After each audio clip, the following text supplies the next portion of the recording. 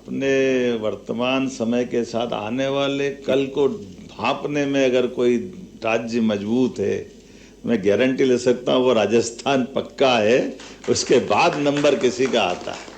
तमाम कठिनाइयों के बावजूद भी राजस्थान के व्यापार व्यवसाय स्वाद से लेकर के अपने अलग प्रकार की दुनिया में पहचान बनाने के लिए मारवाड़ी लोगों की अपनी एक पहचान, और मारवाड़ी से तात्पर्य भारतीय लोगों की ही विशेषता है कि चुनौतियों में से अवसर निकालना, जिसको माननीय प्रधानमंत्री जी आपदा में से अवसर कहते हैं। तो आपदा में से अवसर निकालते हुए ये कितना अच्छा लगता। हमारे लोग मध्य प्रदेश से MR10 के ऊपर से अपने संस्थान खड़े करते हुए सिद्धार्थ जी ने बात कही, हमारे सब मित्रों ने बात कही कि राजस्थान हो, मध्य प्रदेश हो, आम तौर पर ये सारी चीज़ों के लिए साउथ की तरफ निगाह जाती थी, और साउथ ने IT सेक्टर से लेकर सभी क्षेत्रों में अपनी एक पहचान बनाई भारत के अंदर। लेकिन अब ये थोड़ा सा बदलाव आया है, लेकिन ये प्रतिस्पर्धा स्वस्थ प्रतिस्पर्धा है, ये कोई किसी को गिराने वाली नहीं है। और ये तो सही बात है कि हम अपने देश की तरफ से देखते हैं तो आज के दौर में माननीय प्रधानमंत्री जी के नेतृत्व में इससे अच्छा कोई समय किसने देखा। हमारे स्वर्णिम काल के अतीत की काल बात बताते हैं, विक्रमादित्य का काल था, महाभारत का युग था, बहुत गौरवशाली स्वर्णिम युग था। लेकिन ये अतीत की बातें आज यथार्थ में भी दिखाई दे रही है। आज क्या खराब है, आज भी तो अच्छा ही है। माननीय मोदी जी के नेतृत्व में सब क्षेत्रों में हमारे लिए आज का जो प्लेटफॉर्म है सभी राज्यों के लिए समान रूप से आगे बढ़ने के लिए, इससे अच्छा कौन सा मौका मिलेगा। और हम विश्व के परिदृश्य पे देखें तो विश्व के हर देश के अंदर वर्तमान के दौर में ग्रोथ रेट क्या कह रही है, वहाँ की भविष्य की, आज की, कल की उमड़ती घुमड़ती घटाएं उनके अपने संकट लाती दिखाई दे रही है। कल की आहट सुनाई दे रही कि ये क्या होगा। और हम अपने इस चुनौतियों के बीच, ये पीढ़ी भी और इससे ज़्यादा पुरानी नहीं है, 10-11 साल की शासनकाल के दरमियान कहाँ से कहाँ देश आ गया है। चौथे नंबर से तीसरे तरफ की हम यात्रा पे पहुँच ही रहे हैं, और ये ज़्यादा देर नहीं लगने वाली है। अब 1 2 3 तो हो ही रहा है। तो अब हमको मालूम है कि जिनने अपने वजन से रसिया को टूटते देखा है, अपने ही व्यवस्थाओं के बलबूते पर हमारी आंखों के सामने 40 साल पहले वर्ल्ड बैंक के माध्यम से इकोनॉमी के ऊपर लोगों ने कब्जा करते हुए भी अपना एक नया साम्राज्य खड़ा किया है। लोकतंत्र की दुहाई देने वाले लोगों का चरित्र भी दिखाई दे रहा है कि लोकतंत्र क्या होता है, कैसे होता है। और हमारी चुनौती तो अब वहाँ है जहाँ लोकतंत्र दुनिया का सबसे बड़ा पवित्रता का दीपक जला करके आनंद ले रहा है। इसलिए जियो और जीने दो की भावना लेके भी चल रहा है, लेकिन इस बात का भी आनंद है कि हम अपने इस नए प्रकार के व्यवसाय के माध्यम से कई लोगों की जिंदगी में बदलाव ला रहे हैं। ये आप सबको मैं इसकी बधाई देना चाहता हूँ। आपके अपने हौसलों से, इन संस्थानों के माध्यम से, हमारे उद्योग धंधों से, हमारे व्यापार व्यवसाय से कई लोगों की जिंदगी में अगर उजाला होता है, सुखद सवेरा आता है, तो इससे अच्छा पवित्र काम क्या हो सकता है।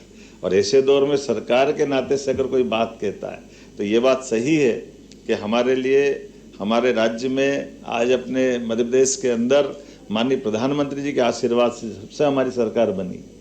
सभी क्षेत्रों में 18 प्रकार की पॉलिसी तो हम लेके आई, फिर अपनी आधुनिक तकनीक के माध्यम से आज का दौर तो और अच्छा है। वैसे तो मध्य प्रदेश को बहुत सारे अच्छे स्वनाम धन्य बड़े बड़े अलंकरण मिले हुए हैं।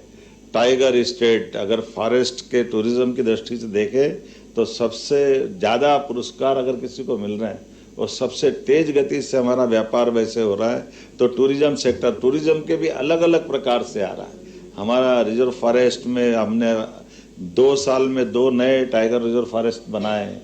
चीता तो सबसे ज़्यादा फलता फूलता दुनिया में नया चमत्कार मध्य प्रदेश की धरती से दिखाई दे रहा।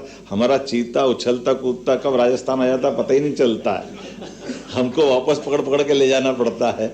हमको मालूम है, एक नहीं ऐसी कई सारी चीज़ें, वल्चर से लेकर के हमारे लिए अब मिनरल स्टेट है, बिजली सरप्लस है।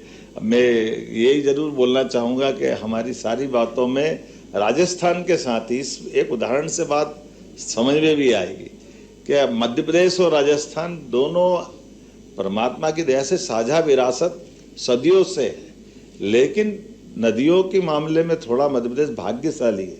हमारे यहाँ नदियों का मायका है, लगभग 250 से ज़्यादा नदियाँ हैं, लेकिन राजस्थान की थोड़ी कठिनाई है।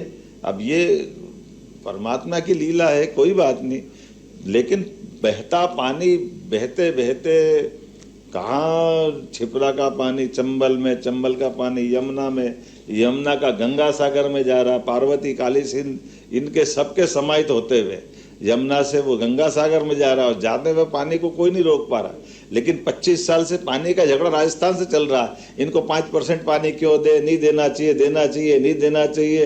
अब मैं आया सरकार में, हमने माननीय भजन लाल जी के साथ बात की, उन्होंने कहा मोहन जी अगर ये मदद हो जाए तो हमारे 13-14 जिले में, मध्य प्रदेश को तो फर्क नहीं पड़ेगा, लेकिन हमारे तो बहुत सारे जिलों में पीने के पानी से लेकर उद्योग धंधे भविष्य की संभावनाओं के लिए अच्छा हो जाएगा। हमने कहा बिल्कुल कर देंगे, 5% क्या 7% भी देना हो तो दे देंगे। राजस्थान पाकिस्तान थोड़ी है, हमारा ही तो भाई है। हमारे लिए अगर अपने राज्यों के अंदर ये स्वस्थ प्रतिस्पर्धा में सामंजस्य भी चाहिए, सौहार्दता भी चाहिए, परस्पर बंधुभाव भी चाहिए।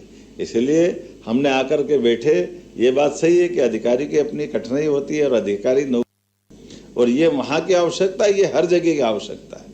हमारे राज्य के लोग अगर सक्षम है, व्यापार व्यवसाय काम धंधा करना चाहते हैं, जानते हैं, उनकी क्षमता है, भविष्य के टैलेंट निकल के आ रहे हैं, तो यहाँ से हमारा सारा बौद्धिक क्षमता का व्यक्ति कोई दक्षिण भारत में जा रहा है, कोई विदेश में जा रहा है, तो राज्य की सत्ताओं को इस मामले में सोचने की जरूरत है। अगर हम सरकार चला रहे तो ये हमारे लिए वाकई, ये मैं हल्के शब्दों में बोलूँगा तो हमारे लिए वो अच्छी बात नहीं मानी जाती। और यही तो प्रधानमंत्री जी का आह्वान है कि हाँ, हमारे लिए सब बार में हर तरह से हमारा make in India, India first, ये पॉलिसियों से हम खाली शब्दों की क्या बोलना है, शब्दों की खीर नहीं बना सकते, शब्दों की चाशनी से काम नहीं चला सकते। इसको यथार्थ में उतारने की जरूरत है। इसलिए सब प्रकार से हमने इसमें प्रोत्साहन देने के लिए निर्णय किया, और उससे आगे बढ़ करके कई काम तो हमने मंत्रालय जब बांटे तो मैंने 2-4 विभाग तो ऐसे, जिन विभागों पे हमने कोई मंत्री नहीं बनाया, मुख्यमंत्री के पास ही रख लिया कि ताकि कोई झंझट ही नहीं रहेगी, सारी बातों की गारंटी मुख्यमंत्री दे देंगे कि भैया आप आओ, आपके काम धंधे में हर प्रकार के मेरी तरफ से इसमें छूट है। क्योंकि जब हम काम धंधा कर रहे हैं तो ये बात सही है, कोई भी व्यापार व्यवसाय के व्यवसायी आते हैं तो वो 2 बातों के लिए जरूर इस बात का आश्वस्ति चाहते हैं। एक तो कोई व्यापार व्यवसाय करने आ रहा है तो वो निवेश करने आ रहा है, तो निवेश भी करे, लेकिन निवेश में इज्जत भी होना चाहिए। इज्जत हो तो संघर्ष तो वो कर लेंगे, लेकिन अनावश्यक रूप से कोई इसको हतोत्साहित करे, उसकी बातों को समझने में अगर कोई उनके लिए लगता है कि उनकी निगाह ऊंची नीची होती है, तो इससे सरकार के लिए प्रश्न है, सरकार के मुखिया के लिए भी प्रश्न है। इस सारे मामलों में निश्चित रूप से डंके की चोट आगे की बात करे और उसमें अपनी बात करे, तो बीच का व्यवधान ये सरकारी नाटकबाजी क्यों होना चाहिए। तो सरकारी व्यवधान तो खत्म होना ही चाहिए, और सरकारी व्यवधान तो नेतृत्व खत्म कर सकता है। सरकारी सिस्टम में सुधार लाना यही तो सरकार का काम। और मुझे इस बात की प्रसन्नता है, ये अलग बात है कि मेरे साथ में ऐसा हो गया कि लगभग 2 साल की सरकार में इस सभी प्रकार के ऐसे निवेश के कार्यक्रम में मेरे 4 महीने से पूरे समय इसी में गए। हर जगह जहाँ जाता हूँ पूरे समय एक ही विषय रहता है कि हमारे इन सारे कामों को बढ़ावा कैसे दें, किस तरह से बढ़े, और उसका परिणाम भी आया है। मुझे इस बात का संतोष है, आज देश में सबसे तेज गति से निवेश लाने वाले देश के 3 राज्यों में से मध्य प्रदेश का एक स्थान बना है। मैं इस बात के लिए आपको भी बधाई देता हूँ और धन्यवाद भी देता हूँ कि आज सब क्षेत्रों में समान रूप से, और केवल यहाँ नहीं, जैसे मैं आप बताता हूँ उदाहरण के लिए, आप होटल खोलो मध्य प्रदेश में, 100 करोड़ के होटल लाओगे, आप अपना इन्वेस्टमेंट करोगे, 100 करोड़ में 30 करोड़ सरकार आपको अपनी तरफ से माफ करेगी या सब्सिडी देने वाली। हॉस्पिटल खोलोगे, हॉस्पिटल में भी 30% के अनुदान है। अपने लिए अब तो मेडिकल कॉलेज के लिए हम कर रहे हैं, और ये कितने छोटे छोटे प्रयोग हैं। आज की दिशा में मेडिकल कॉलेज अगर अपन खोलते हैं तो मेडिकल कॉलेज, आप तो अग्रवाल साहब है, आपके परिवार में भी चिकित्सक है, तो आप बताइए, दुनिया में कहीं ऐसा नहीं होता कि मेडिकल कॉलेज खोलें और मेडिकल कॉलेज के कैंपस में हॉस्पिटल होना चाहिए। सरकारी हॉस्पिटल की तरफ कोई देखे ही नहीं, ये केवल अपने भारत में और अपने प्रदेश में होता था। हमने ये नियम बनाया कि नहीं भाई ऐसा नहीं है, 300 बेड का हॉस्पिटल हमारी तरफ से जो मेडिकल कॉलेज खोलेगा उसको हम अपनी तरफ से डॉक्टर, पैरामेडिकल स्टाफ, मरीज तो उसमें रहते हैं, दवाई सारा खर्चा हम ही उठाएंगे और 25 एकड़ जमीन केवल 1 रुपए में देंगे और 1 रुपए में हमारा वो मेडिकल कॉलेज खोलेगा। 3 साल तक वो अपना सारा काम खड़ा करे, 10 साल बाद उनसे हॉस्पिटल ले लेंगे। बाद के समय में वो इतनी फीस वगैरह भरेगा या प्राइवेट की जो फीस होती है कि मेडिकल कॉलेज चली जाएगा अपने आप ही।